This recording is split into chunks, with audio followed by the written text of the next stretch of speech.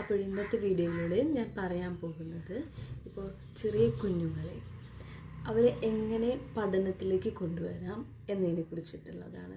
ചില പാരൻസൊക്കെ പറയുന്നത് കേൾക്കാറുണ്ട്, പഠിക്കാനിരിക്കുന്നില്ല, പഠിക്കാൻ വിളിച്ചാൽ വരുന്നില്ല, എഴുതാൻ അറിയുന്നില്ല, പേന പിടിക്കാൻ അറിയുന്നില്ല. ഇതൊക്കെയുള്ള ഒരു ടിപ്സായിട്ടാണ് കേട്ടോ ഈ വീഡിയോയിലൂടെ വന്നിട്ടുള്ളത്. ഒരു 3 വയസ്സ് വരെ കുഞ്ഞുങ്ങൾക്ക് നല്ല ഷാർപ്പായിട്ടുള്ള ബുദ്ധിയായിരിക്കും. അപ്പോൾ ഈ ഒരു ടൈമിൻ്റെ ഉള്ളിൽ അവർക്ക് എന്തൊക്കെ കാര്യങ്ങൾ നമുക്ക് ചെയ്തു കൊടുക്കാൻ പറ്റും എന്നതാണ് കേട്ടോ. അപ്പോൾ നമ്മൾ ഫസ്റ്റ് തന്നെ ചെയ്യേണ്ടത് കുഞ്ഞുങ്ങൾക്ക് ഒരു സ്റ്റോറീസ് എന്നും നമ്മൾ നിർബന്ധമായിട്ട് ഒരു സ്റ്റോറി അവർക്ക് പറഞ്ഞു കൊടുക്കണം. അത് പറഞ്ഞു കൊടുക്കുന്നത് എങ്ങനെ ബേസ് ചെയ്തിട്ടുള്ള സ്റ്റോറിയാണെന്ന് വെച്ച് കഴിഞ്ഞാൽ, ഇപ്പോൾ ഒരു വയസ്സിൽ 2 വയസ്സ് അവർക്ക് അറിയാവുന്നത് കാക്ക, പൂച്ച, അവരുടെ വീടിന് ചുറ്റുപാട് എന്തൊക്കെ ആനിമൽസ് ഉണ്ടോ, എന്തൊക്കെ സാധനങ്ങളുണ്ടോ അതിനെക്കുറിച്ചിട്ടുള്ള, പിന്നെ അച്ഛൻ ജോലിക്ക് പോയി വരുമ്പോൾ അച്ഛൻ എന്തൊക്കെ കൊണ്ടുവരും അതിനെക്കുറിച്ചുള്ള സ്റ്റോറി, പിന്നെ നമ്മൾ പുറത്തേക്ക് പോകുമ്പോഴുള്ള സ്റ്റോറി, അത്തരം സ്റ്റോറികളായിരിക്കണം. അവർ കണ്ടിട്ടും കേട്ടിട്ടുള്ള സാധനങ്ങൾ വെച്ചിട്ടുള്ള സ്റ്റോറീസ് നമ്മൾ പറഞ്ഞു കൊടുക്കണം. പിന്നെ അതുമല്ല, അവർ ഇപ്പോൾ ഭക്ഷണം കഴിക്കുമ്പോൾ കാക്ക വന്നു അങ്ങനെ വിചാരിക്കുക, അപ്പോൾ നമ്മൾ അതിനെ വെച്ചിട്ടൊരു സ്റ്റോറി ഉണ്ടാക്കണം. മനസ്സിലായല്ലോ? ഒരു കുട്ടി ഇങ്ങനെ ഭക്ഷണം കഴിക്കുമ്പോൾ കാക്ക വന്നു, അങ്ങനെ കാക്കയ്ക്ക് ചോറ് കൊടുത്തു, അങ്ങനെ ആ സ്റ്റോറി പോകണം. അപ്പോൾ എന്നും ഓരോരോ കാര്യങ്ങളുണ്ടാവില്ലേ, അതിനെ ബേസ് ചെയ്തിട്ട് നമ്മൾ എന്നും ഒരു സ്റ്റോറി അവർക്ക് നിർബന്ധമായിട്ടും പറഞ്ഞു കൊടുക്കണം. അത് അവരുടെ ആ ഒരു സംസാരം വർദ്ധിപ്പിക്കാൻ അത് നമ്മൾ വളരെയധികം ഹെൽപ്പ് ചെയ്യും. അവർ മാത്രമല്ല, അവർ കുറേ പുതിയ വാക്കുകൾ ഈ ഒരു സ്റ്റോറീസിലൂടെ അവർ പഠിക്കും. സെക്കൻഡ് 1, നമ്മൾ 2 വയസ്സ് തൊട്ടിട്ട് നമ്മൾ എന്താ ചെയ്യണമെന്ന് വെച്ച് കഴിഞ്ഞാൽ, ഒരു ആനിമൽസിൻ്റെയും വെജിറ്റബിൾസ് അങ്ങനെയുള്ള ABCD ചാർട്ട്, അങ്ങനത്തെ ചാർട്ട് പേപ്പേഴ്സ് വാങ്ങിക്കാൻ കിട്ടും. ആ ചാർട്ട് നമ്മൾ എല്ലാ ചാർട്ടും ഒരുമിച്ച് ഒട്ടിച്ചൊന്നും വെക്കേണ്ട, ഓരോ ചാർട്ട് വെച്ചിട്ട് അവരുടെ ഹൈറ്റിനനുസരിച്ചുള്ള സ്ഥലത്ത് നമ്മളത് ഒട്ടിച്ച് വെച്ചിട്ട് എന്നും ഫുള്ളും പറഞ്ഞു കൊടുക്കാൻ പാടില്ല. ഒരു 5 എണ്ണം അവർ എന്നും പറയിപ്പിക്കുക. റിപ്പീറ്റ് ചെയ്തിട്ട് ഒരു 2-3 ദിവസം ഇത് റിപ്പീറ്റ് ചെയ്ത് കഴിഞ്ഞാൽ അവർക്കത് പെട്ടെന്ന് ക്യാച്ച് ചെയ്യും. ചില 2-3 ദിവസമൊന്നും വേണ്ടി വരില്ല. മനസ്സിലായല്ലോ? ആ 5 പഠിച്ചു കഴിഞ്ഞാൽ നെക്സ്റ്റ് 5, അപ്പോൾ 1 തൊട്ടിട്ട് 10 വരെയുള്ള വേർഡ്സുകൾ പറഞ്ഞു കൊടുക്കുക.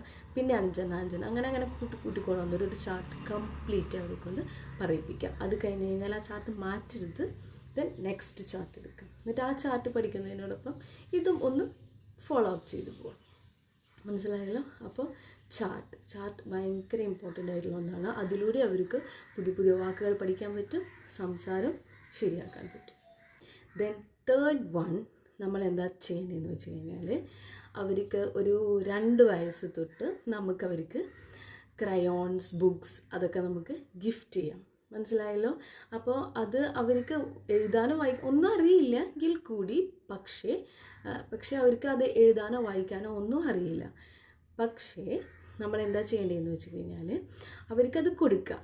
അവർ അത് ആ ഒരു ക്രയോൺ പിടിച്ചിട്ട് അവരെന്ത് വേണമെങ്കിലും കുത്തി വരയ്ക്കുക, കുറി വരയ്ക്കുക, എന്ത് വേണമെങ്കിലും ചെയ്തോട്ടെ.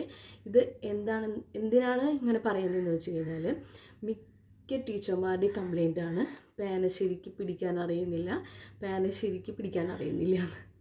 മനസ്സിലായല്ലോ?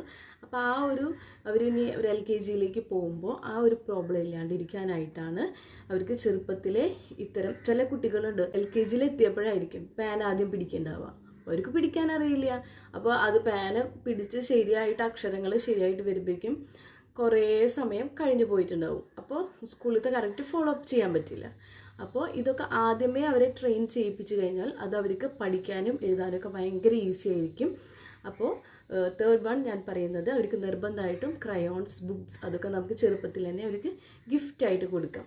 മനസ്സിലായല്ലോ? കളിപ്പാട്ടങ്ങൾ വാങ്ങിക്കുന്നതിനോടൊപ്പം തന്നെ ഇത്തരം പഠിക്കാനുള്ള സാമഗ്രികളും അവരെ ജസ്റ്റ് പരിചയപ്പെടുത്തി കൊടുക്കാം. ക്രയോൺ വാങ്ങിക്കുന്നതിനോടൊപ്പം തന്നെ കളറിംഗ് ബുക്കും വാങ്ങിക്കാം. ജസ്റ്റ് കളർ ചെയ്ത് അവർക്ക് ആ ഒരു പേന എങ്ങനെയാണ് പിടിക്കുക എന്നുള്ളത് അവർക്ക് വളരെ എളുപ്പത്തിൽ അവർക്ക് പറ്റും. മനസ്സിലായല്ലോ? അടുത്തത് അവർക്ക് എന്താ നമ്മൾ അറേഞ്ച് ചെയ്ത് കൊടുക്കണമെന്ന് വെച്ച് കഴിഞ്ഞാൽ, ഒരു 2.5 വയസ്സ് തൊട്ടിട്ട് അവർക്കൊരു ടേബിൾ സിറ്റിംഗ് നമ്മൾ അറേഞ്ച് ചെയ്ത് കൊടുക്കണം. മീൻസ് ഒരു കുഞ്ഞൊരു ടേബിളും ഒരു ചെയറും. എന്നിട്ട് അവിടെ അവരുടെ ക്രയോൺസും ബുക്സും ഒക്കെ കൊണ്ടുവച്ചിട്ട് ഇത് നിങ്ങൾ പഠിക്കാനുള്ള ഏരിയ ആണ്, ഇവിടെ ഇരുന്നിട്ടാണ് കളറും ബുക്സൊക്കെ ചെയ്യാൻ പാടുള്ളൂ, അങ്ങനെ പറഞ്ഞിട്ട് അവരെ മനസ്സിലാക്കി കൊടുക്കുക. പിന്നെ ഏത് സമയം പിടിച്ച് വലിച്ചിരുത്തൊന്നും വേണ്ട, ഒരു നിശ്ചിത ഒരു ടൈം വയ്ക്കാം. ഇപ്പം ഞാനൊക്കെ എൻ്റെ മക്കൾക്ക് ചൂസ് ചെയ്ത സമയം ഒരു വൈകുന്നേരമാണ്. രാവിലെ ഇപ്പോൾ ഒരു ഫുൾ പുറത്ത് കളി അകത്ത് കളിയൊക്കെ ആയിരിക്കും, പക്ഷേ രാത്രി അകത്ത് മാത്രമേ ഇരിക്കാനേ പറ്റുള്ളൂ അല്ലേ. അപ്പോൾ ആ സമയത്ത് അവരൊരു വിളക്കൊക്കെ വെച്ച് ഒരു പ്രാർത്ഥിക്കുകയൊക്കെ ചെയ്ത് കഴിഞ്ഞാൽ ഉള്ള ആ ഒരു ടൈം ഉണ്ടല്ലോ, ഒരു 7 മണി, ആ സമയത്ത് പിന്നെ അവർക്ക് വേറെ കളിക്കാനൊന്നും ചിലപ്പോൾ തോന്നിയെന്ന് വരില്ല. ആ സമയത്ത് അവരെ ഈ ഒരു ടേബിളിൽ കൊണ്ട് ഇരുത്തി കഴിഞ്ഞാൽ എന്താണ്, അവർ അവിടെ വെച്ചിട്ട് ആ കളറും കാര്യങ്ങളൊക്കെ ചെയ്തിരിക്കും. അത് ഒരു 2-3 ദിവസം ആ ഒരു സമയം ഫോളോ അപ്പ് ചെയ്ത് പോയി കഴിഞ്ഞാൽ അവർ പിന്നെ ഇങ്ങോട്ട് വന്ന് ചോദിക്കും, ഞാൻ ഇനി പഠിക്കട്ടെ, അങ്ങനെയൊക്കെ വന്ന് ചോദിക്കും. എൻ്റെ കുട്ടികൾ അങ്ങനെ വന്ന് ചോദിക്കാറുണ്ട് കേട്ടോ. അതാണ് ഞാൻ നിങ്ങളായിട്ട് ഷെയർ ചെയ്യാൻ എന്ന് വിചാരിച്ചത്. ഭയങ്കര ഹെൽപ്ഫുൾ ആയിട്ടുണ്ട്.